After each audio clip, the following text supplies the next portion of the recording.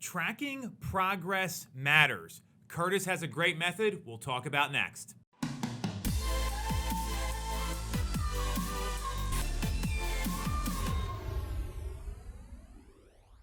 So we're here at the beginning of 2022, and what I know is that this time of year, everyone is talking about how many homes they're going to sell, what their goals are, instead of tracking and measuring their progress and focusing on the one or two skills they need to be really good at to hit their goals. So I'm standing here with Kurtis Maynard from our team, amazing agent, good friend of mine, and what he's doing is he's developed his own personal scoreboard, and we've got all kinds of way to track at our team, but what he did is tracked what's most important to him. So why don't you talk a little bit about what's staring you in the face every day and what you're tracking on a daily basis? Yeah, so every day I'm looking at number of calls I make out, the number of conversations I get to, and specifically the number of days I hit 15 total conversations, which is my goal daily. So he's got a 15 conversation a day goal. Think about this. If every realtor just committed to that, they'd be selling tons of houses, right?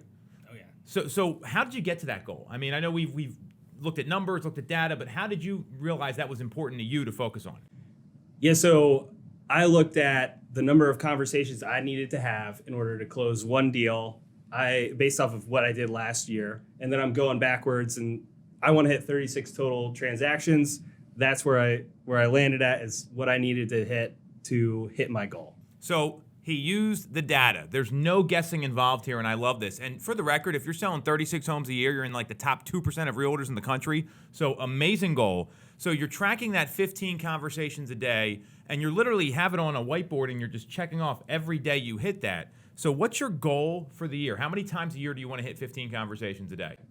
So if there's 4 days in a week where I'm making these calls, 48 weeks out of the year, it's going to be 192 total. Love it. So he knows his goal, right? He's focused on it. And what I always compare this to is like you're watching the Super Bowl or you're watching an NFL playoff game. We're in that time of year. If there's no scoreboard up there, you have no context of what's going on. Right. Your team could be down 48-0 in the fourth quarter, or it could be 3-3 in the first quarter. And that makes a big difference how you perform every day, right? Oh, for sure. So what happens if you don't hit the 15 conversations a day number?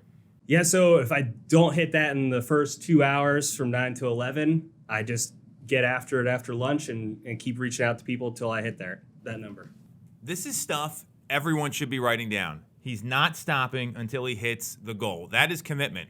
And the only way you do that is by having a visual scoreboard up in front of you, knowing your numbers and tracking and measuring it. So we know how it's helping him. We know what he does if he doesn't hit the number. Any advice you have for somebody that maybe doesn't know their numbers in their business or feels like they're working blind a lot of times instead of having like a clear daily focus that you know is going to produce 36 sales?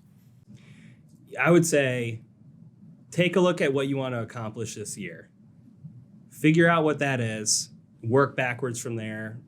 That's how I did it. So pretty simple.